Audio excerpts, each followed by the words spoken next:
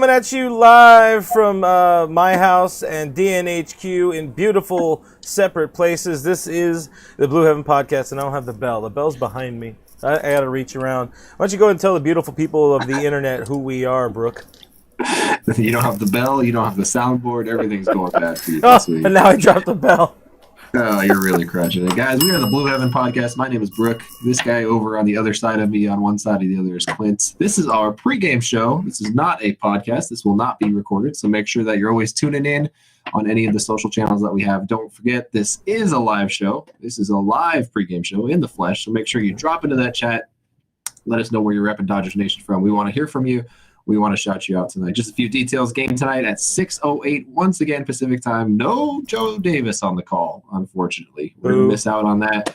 We get Vescourage on the play-by-play with Mr. Schmaltzy once again. How do we miss out on that deal, by the way? We still get John Schmaltz, but I know, right? No Joe. I just want to say I didn't have the bell because there's no Joe Davis tonight, and that just makes me sad, and bell means happy.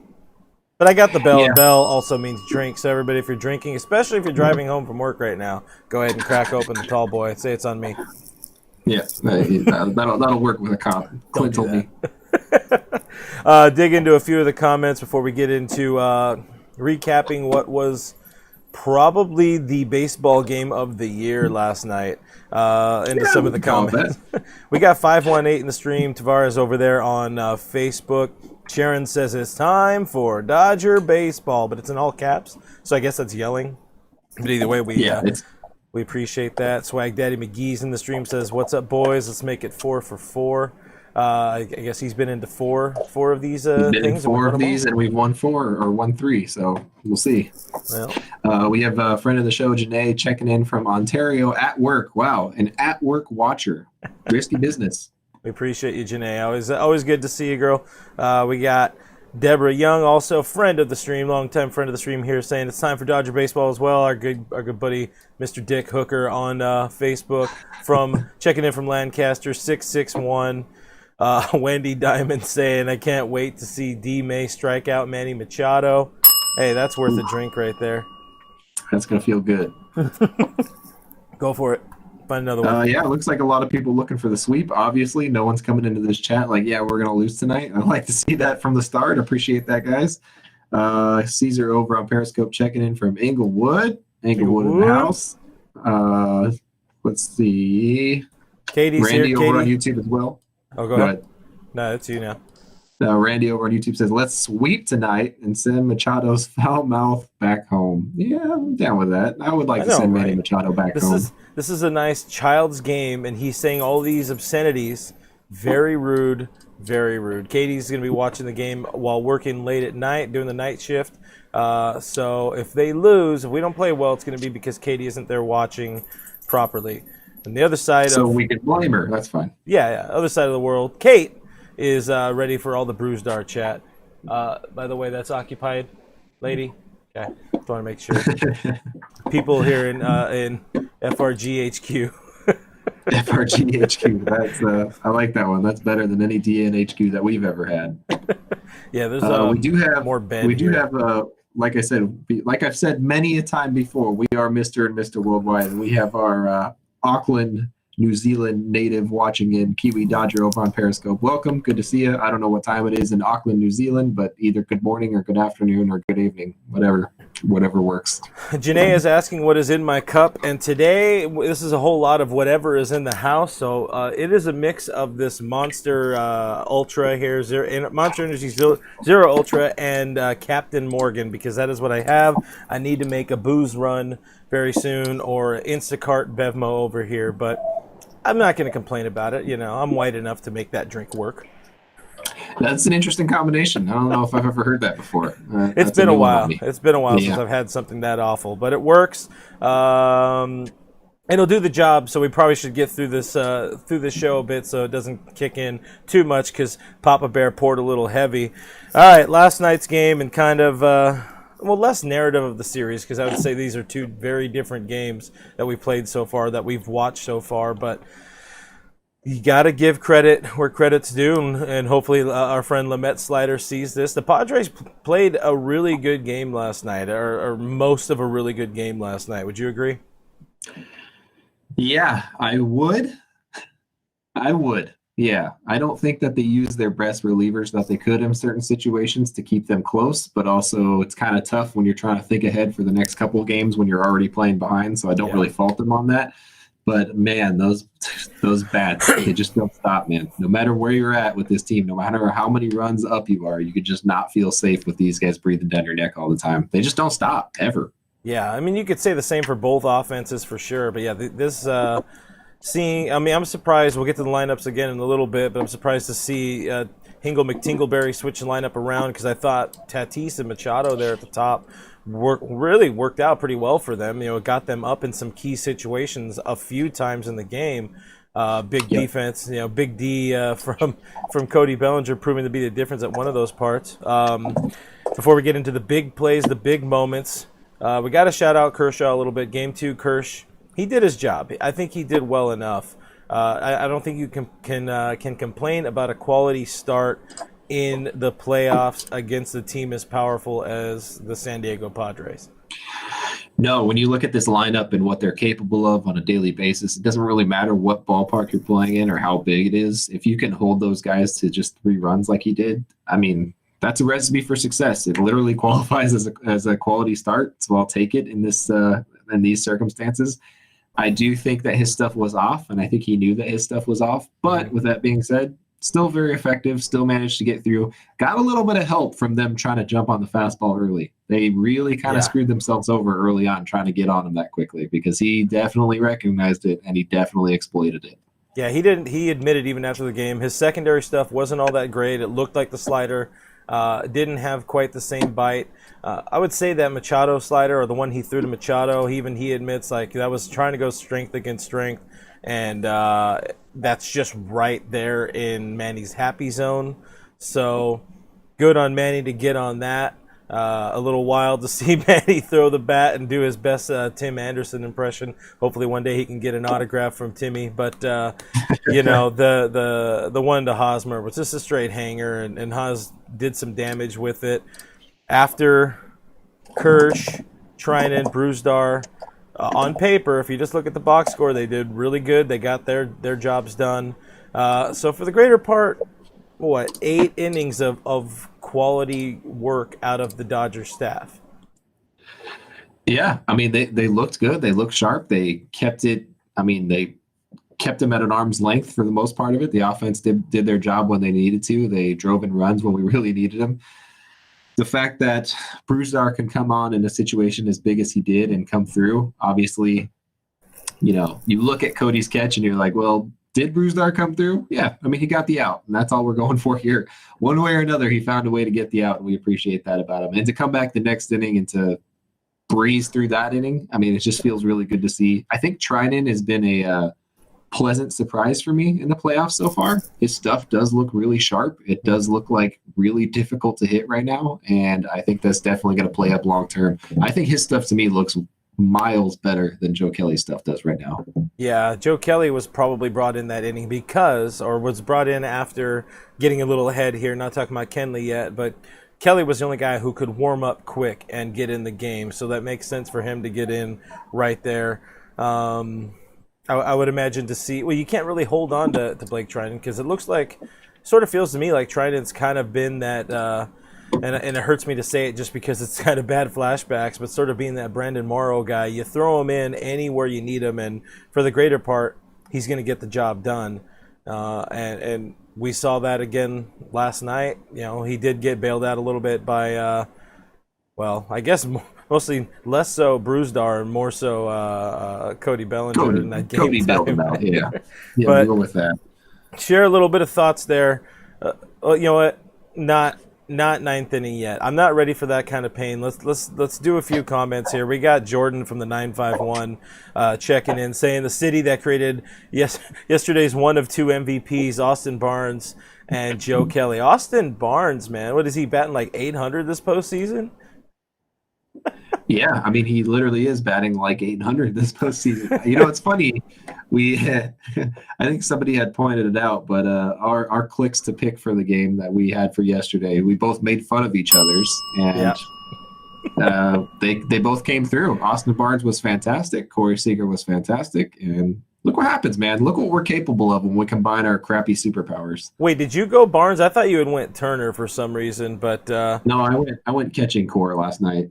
I was like, our that's right. catchers are going to get it done. That's One of right. them did. One of them hit the hell out of the ball every Yeah. at bat. But man, Will Smith cannot find a hole in that giant field right now. I feel for him. No, he is straight tattooing the ball and just terrible luck.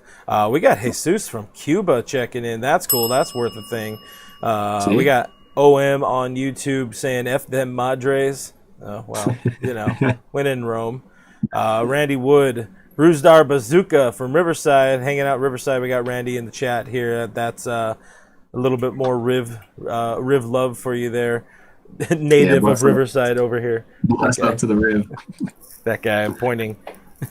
Chicano Malo says, Jansen is no longer my closer. Dan says Jansen is not available. There's a couple of headlines.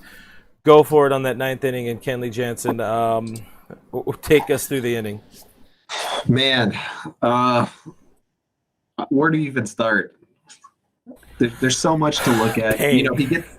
He gets. I mean, he looks great against Will Myers in the sense that his stuff wasn't there, and he still got Will Myers out somehow. And Will Myers hasn't struck out nearly as much this year as he has in years past, so he's a little bit more difficult of a guy to strike out this year. And then he gets a comebacker that he probably should have had. It wasn't hit super hard, but I think it's just when you're on the mound and you're throwing that hard towards a direction and then it comes back at you almost just as hard, it's kind of disorienting, and the depth perception's a little bit hard there. So he just barely missed it and kind of got to the ball pretty slow and kind of didn't throw it over there. So it is what it is. But I mean, it just unraveled from there, man. Moreland tattooed him. I mean, he just didn't stand a chance. He comes in, he's missing all of his spots. He's pulling every cutter that he throws, he's pulling it somewhere. He's missing away on lefties with all of his breaking pitches that he's trying to mix in. It's just, I don't know. It obviously didn't instill confidence. And I think that when we were watching it, we were like, there's no way that Dave Roberts comes into this post-game press conference and says anything positive about Kenley Jansen. And I honestly, for the first time in my life, I believe that for the first time, I was like, Dave's going to say something negative. And even then, he still didn't really say anything negative. It was just almost like I don't really want to talk about it. It was almost like that. Yeah, he tried to I think he tried to give himself a little bit of time to breathe and sleep on it before saying anything dumb. He went with the he's going to have to rethink it. He did promise he's going to rethink that ninth inning. I think that's about as close to this guy is done that you might get from Dave. I mean, I think given that situation, either way, it lined up really nice for Kenley, and it lined up for really what the Dodgers were trying to do, and that was get Kenley into a spot where he would be facing the latter half of the lineup, or maybe, just the lower half of the lineup, and he did. He had a 3-run lead. Everything about it was, hey, here's it's on a tee. Go ahead and hit it out of the park. Easy confidence booster. You got to save in the postseason, but no, 30 pitches to record 2 outs, allowed a couple of runs, never looked overly on it, and it's just another one of them laborious outings from Kenley that I think really will finally this time cost him his job, because everybody in there knows we can't do this again. It just plainly will not happen again, and that's where I'm at. Yeah, I think even Joe Kelly, when he was talking about it in his press conference today, it was almost kind of revealing. Yeah, he might not be in the ninth inning role anymore. He might not be coming into those situations anymore. He's like, but you know what? Kenley is a team player. He wants to win a ring. He's going to do whatever it takes to come up in spots where he's needed and try to come through. So to me, this is the biggest sign of hey, we might not be going with one guy in the ninth inning anymore. It might not be Kenley's job specifically anymore. He might still get those opportunities. I'm sure he will. Yeah. But this is the first time that we're seeing maybe a change. Maybe not the normal Dave Roberts. We're going to go with the guys that got us here and stick with them. So to me, that's the sign of success. That's the sign of moving in the right direction. That's the sign of getting out of this rut of losing in the playoffs year after year after year. And I'm hoping that's where we're headed, is a World Series win. Isn't that what everybody wants? Yeah, no, it's finally at this point. It's not what we want. It's what we need. What needs to happen. And Kenley needs to move for the embetterment of the team is what I'm going to go for. All right, grab bag. There was 3 huge parts of that game last night, and everybody feel free to participate here in the stream. As Fredo, I want to point out, Fredo does say that Kelly was also all over the place too. Kelly was kind of pressed into a situation where he couldn't give up that game either. So he said today he was trying to keep it low, out of the zone, induce that weak contact.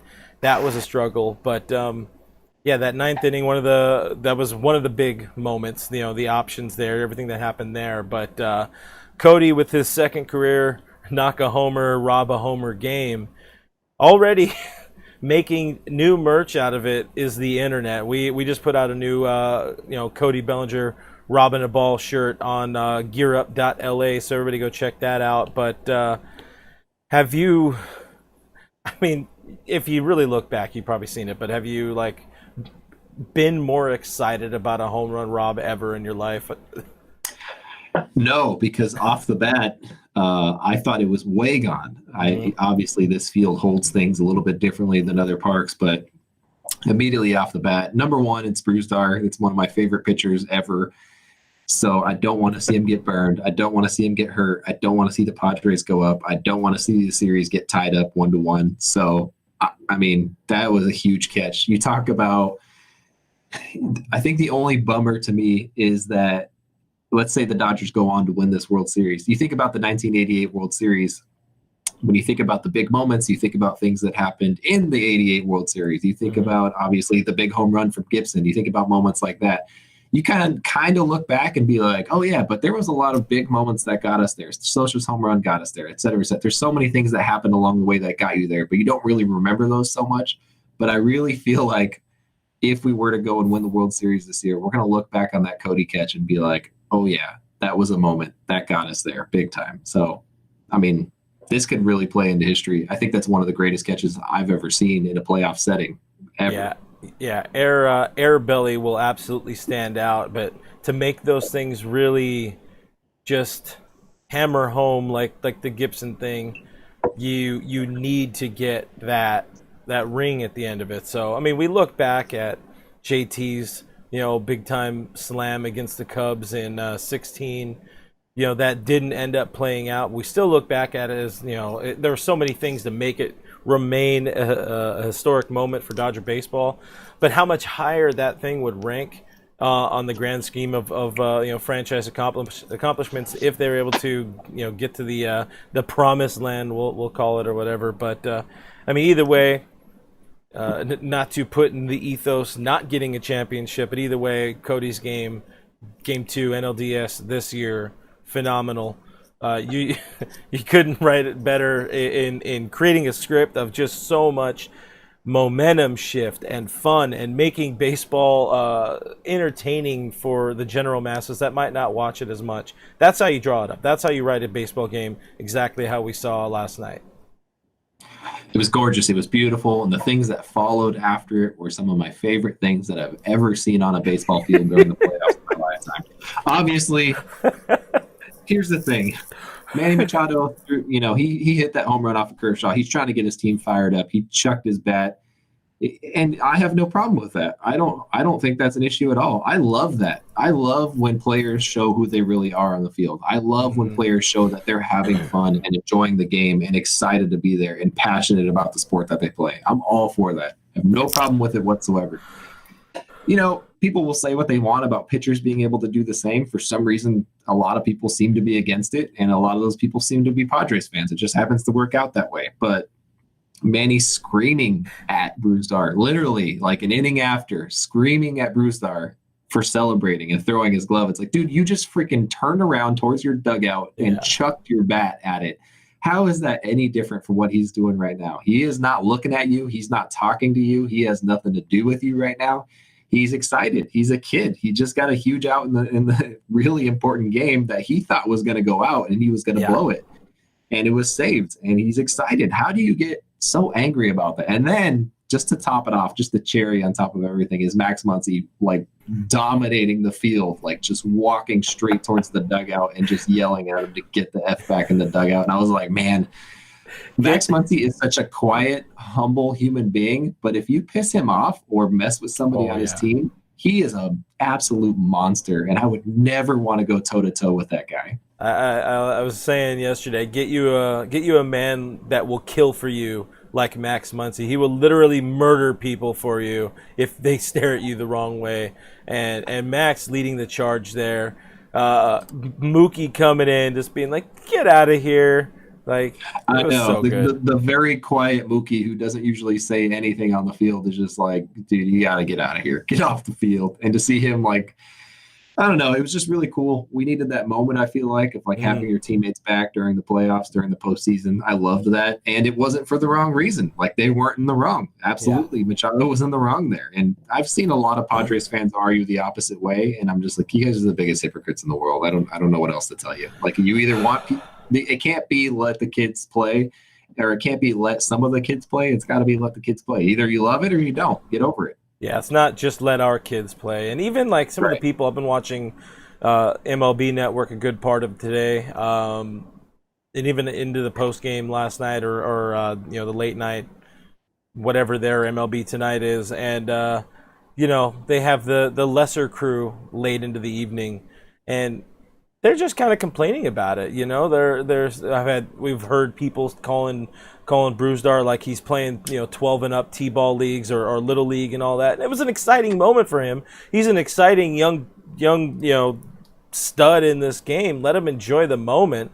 Sure, it's weird. He didn't know what to do. Let's be real. He's like, oh my god, what just happened? If you want to know how wrong that all of those guys are, all you need to know is that John Smoltz felt like he was right in his reaction. If John Smoltz thinks that that's an okay thing to do, he said it himself. He's like, you can't have it both ways. You can't chuck your bat and then tell him not to get excited when he gets a big out. You can't have it both ways. If Smoltz says that, you got to really look at yourself and examine what's wrong with you, because he is never right about anything. And he's a crotchety, grumpy old man who wants to play the game the right way. So you really got to look at that. Yeah. Even Eric Hosmer after the game, Padres first baseman is like, look, everybody's gonna kind of do what they're gonna do. It's a changing game. Kershaw, notorious, get off my lawn, old school type player. He's still very much being let the kids play sort of thing. It is what it is. I've seen a few comments about people not having MLB Network. So, per report, MLB Network is actually available to everybody right now. It says it's widely available. I think it is. I should rephrase that. But I think it's available on a whole bunch of networks through October 17th. So it says visit MLBnetwork.com or go to MLBnetwork.com/watch, and you can find out where it might be playing on one of your networks, or it might be available somewhere else. Or worst comes to worst, just stream it from somebody. Science. Sure. Yeah, just go live on your phone so I can watch it. Yeah, there's a few accounts on Instagram if you like really bad, grainy ways to watch the game. But so many more things we could talk about with that game. The double steal, that was really awesome. Mookie Betts pretty much put that double steal on. Could not have been executed more perfectly in that game. But we got to look ahead to tonight, because we've already pushed a lot of the midnight oil here in a way, even though it's almost 5:30, but it's getting closer to game time. We don't like to take these shows on for too long, but first things first, let's look at the starting pitchers. Somewhat surprising to see D-May going tonight. I guess they're trying to say, you can look at his 27-pitch outing on Tuesday as a side session. But how do you feel about D-May, Dustin Mania going for the Dodgers in a potential sweep? Yeah, I mean, he's almost certainly an opener, if not even a decoy. I wouldn't be surprised to see him pulled after 2 innings. I wouldn't be surprised to see him pulled after facing the top of the lineup, honestly. It might have been a plan to get some lefties stacked in there for the Padres, maybe to pull in Julio right after. That would make sense. And they did kind of stack some lefties in there that don't hit lefties particularly well. With that being said, you still have you have Castro hitting in there tonight instead of Nola, which I thought was an interesting move. Maybe that's one advantage to it. You still have Grisham batting near the top of the lineup. He's still going to be in there. Hosmer's still going to be in there. Moreland is actually going to be in there tonight as well, which against a lefty kind of plays in your favor. So I think it's Dave doing some Craig Counsell-esque type things. Not necessarily he's going to pull him after one batter or anything like that, but I think that they are definitely going to piggyback him with a starter. It's just a matter of who right now. I would prefer that Gonsolin is saved for tomorrow in a possible Game 4. I hope that there's not a Game 4, but I hope that he's safe for tomorrow. I would rather throw Julio out there tonight after Dustin. I think it's a good mix-up of pitch styles, too, between going from Dustin to Julio. But that's just one man's opinion. For this type of situation, for the opener, piggybacker, bulk guy, Dodgers were practicing this for the last, 2-3 weeks of the season. And save for, one outing where Joe Kelly was the opener, it worked. And it worked pretty well. And you can kind of attribute that to the greatness of this staff, and it's one of the things Joe Kelly talked about, this being the best bullpen he'd ever been a part of, and that's a guy who's won a World Series. So, if you're looking at getting 2 or 3 out of Code Red tonight, you might be able to get more. Maybe he gets some quick innings. He's often made these Padres look pretty. I wouldn't say hapless, but he can mow through them if he's on. Biggest key for him, just keep the ball down, keep it out of the happy zone, and don't let this get to a Game 4. On the other side, another rookie, Adrian, was it Morejon? Something like that? Morejon. Said I did there. Not the greatest of success against the Dodgers all time, but, backs against the wall, and I guess they hate your boy Chris Paddock that much. I'm really disappointed, man. I'm really disappointed that we don't get to see him in Game 3. I was hoping he'd be out there. I'm sad that we don't get. He hasn't pitched since that would be the last series. It's been a while since he's thrown. And you're breaking up on our super secret backdoor connection here, but I mean, that just seems like a slap in the face, to have him to not be throwing him in Game 3 and all this kind of stuff. It's like, after all the hype they gave him last year, it's kind of funny. I thought he was supposed to be their guy. Like, what happened? He hasn't pitched since September, technically. The sheriff, man. The sheriff is out of town. Yeah, he's very much out of town. So they're going to lean on a young guy to get the job done with their backs against the wall. I don't know. He has not, Morejon in particular, has not had a great end to his regular season, I guess, but he's also been really effective against the Cardinals. So, we'll see. We'll definitely see. I saw a comment right now. It said, wait, where'd it go? Dan over on YouTube said, I had so many I shot the sheriff comments ready to go, or memes ready to go. Now he's big sad, which is pretty good. That would have been just a fantastic way for me to cap off my season against the Padres and their fans, dude. Just going out against Chris Paddock like that, that's just perfection. But game time again, 6:08 on MLB Network tonight. Matt Vasgersian on the call alongside John Smoltz. The Hall of Famer, John Smoltz. Don't worry, if you didn't know that, he will let you know at some point during the broadcast. Digging into a few comments before we get into the lineups here. Tim, our boy SD Dodger, Mr. Tim Rogers says Brewstar is a lover and not a fighter, and he blew him some lovely kisses for that. Mello says give Brewstar a mango, which is just really, really good. And I know these are a little bit further behind, but I saw another one from Tim that I really liked where he says Muncy protecting Brewstar at all costs, and I think Max did that for you, honestly, Brooke. Yeah, he knew how much I love my boy, and he wanted to protect him and make sure that he got home safe to me. So thank you, Max. We appreciate it. We love you. He's a very, very nice boy. All right, lineups right here. Dodgers lineup, not too much change. Pretty much what it's the same as Game 1. Jock in there. Kind of surprising to see Jock in there against the lefty. Yeah, I don't know if they're anticipating him Morejon being pulled pretty quickly. Maybe that's what they're anticipating, possibly. But I was really surprised to see Jock in there, especially if you're I don't know. I mean, there's some guys that can DH for you. There's probably better bats on the bench, obviously, but whatever. If you're trying to get Jock going, I guess throwing in there against the left-handed pitcher is one way to do it. Wouldn't be my way to do it, but that's one way to do it. Yeah, for sure. They're probably just assuming that it's going to be maybe some sort of San Diego opener. Maybe we do see the Sheriff tonight. Maybe we do. Maybe we do. That would be lovely. But I like this lineup. So everybody here in the comments and YouTube, Brooke, I will as well. Pick your shot. Call your shot. Who's going to click tonight? I think we've done pretty decently so far in this series or in this postseason with these. Decently enough. Tonight, I think I got to go Taylor. I think Taylor gets something done just because I scanned the list and that was the name that popped out the most to me. that was the one you saw and you were like, "This is it." This is it. That makes sense. I'm gonna go a little off the wall here and go against my gut, and I'm gonna say Max Muncy has a really good game tonight. Hey, there it is. Hey, he's been close. He's getting right there. He's been close all season. Damn, I just realized I did pull a doc right there. You did. That was very dockless. AR on Periscope says Turner and Pollo are going to have good games. Perez, our boy, Perez 1619 on my side saying Taylor gets 2 ribbies tonight. Johnny says, yo, Johnny. GG says Pollock. We got a Kiki from Dan on Facebook here. No, Kiki's not there. Sneaky Kiki. Still get in. Sneaky Kiki going to come in for that DH role again. They could. I absolutely could now. We got a few here. Will Smith. We got Tim, Felix, and Chanky 069 going the Will Smith way.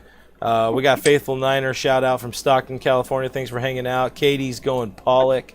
Finally going to get a hold of one. I mean, he got a hold of one in game 1. It just the ballpark was like, nope. I don't think so, mister. Yeah, a lot of Will Smith love in there. Perez 1619 says Trinan closes it out tonight. Hopefully a win. Javi says Bellinger stays hot. Throwing up the San Diego lineup. So like you already mentioned, the catcher changed, but otherwise it's I think it's the game 1 lineup just about. How does D-May handle this? Well, I mean, listen, you look at his success against Grisham, Tatis, and Machado in particular, and you got to feel pretty good about it. I don't want to say that he's owned all of those guys necessarily, but Trent Grisham's hitless off of him in the regular season. Tatis went 1 for 12 off of him. So, I mean, I call that pretty good success. If you're looking at who's had the most success, you could argue that Machado's probably had the most success off of him. Mm-hmm. Got him a couple times, took him deep at least once. So it's kind of I like the way that he matches up with him. Yeah, I don't necessarily understand putting Castro into the lineup necessarily. That one's interesting to me.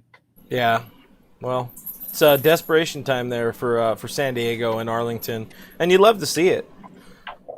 You do love to see it, that's for sure. But if you're trying to go after strikes and chasing strike zones and stuff like that, it's kind of bad because Aaron Nola is a much better, or Aaron Nola, every single time, Austin Nola is a much better framer. It happens, man. Nola, whatever. Yeah. That one guy. Let's say that one guy.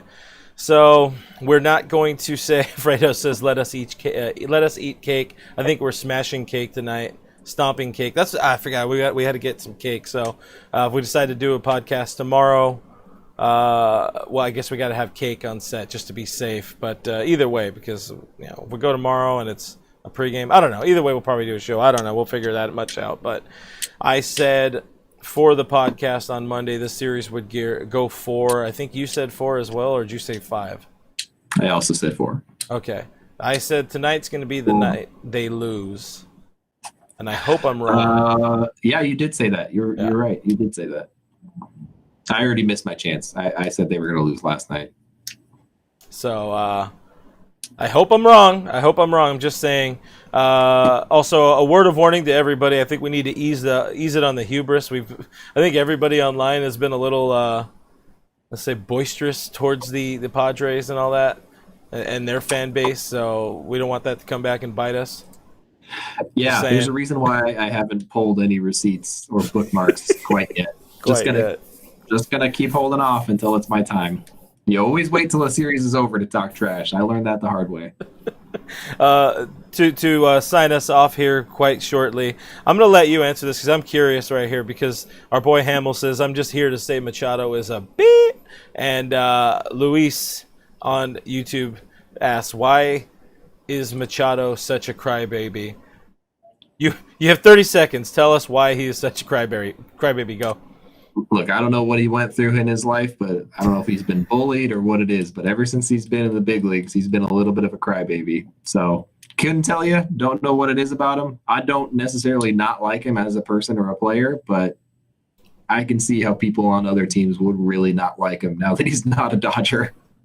Yeah, he flips that switch pretty quick. I guess that's just how they raised him out there in Baltimore with the Orioles. For all those years, the Orioles had no idea what's going on. But Dodgers coming up in exactly 1/2 of an hour on MLB Network. Check your local listings.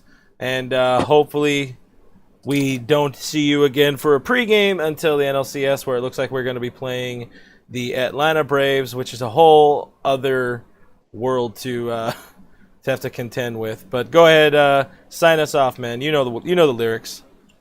I do know the lyrics, guys. You can find us on the internet at DodgersNation.com. We always got stuff going on over there. Subscribe to the Blue Heaven podcast. This is not a podcast right now, so it won't be on there, but we got a lot of them coming out every single week. You can go on iTunes, Spotify, all the basic podcast spots. Subscribe to our YouTube channel, by the way. We need that. YouTube.com/DodgersNationTV. We have a bunch of stuff out there every single day. I'm at BrookMe3 on Twitter and Instagram. That guy on one of the sides of me that I still don't know is at RealFRG. We are at Dodgers Nation on Twitter, at Officials Dodgers Nation on Instagram. Thanks for hanging out with us, guys. Go Dodgers tonight. Let's finish this up. And one last note, we do have a post-game show. Doug will be on post-game right after the game. Wherever you're watching this show, go ahead and just keep it tuned there. Well, you can't because we'll sign off and it'll go away. But tune in the same spot right after the game. Talk about the win, talk about the loss, hang out with Doug, cry, be happy, whatever is going to end up being the final for the game. Yeah, those are the things. Okay, bye. All right, bye.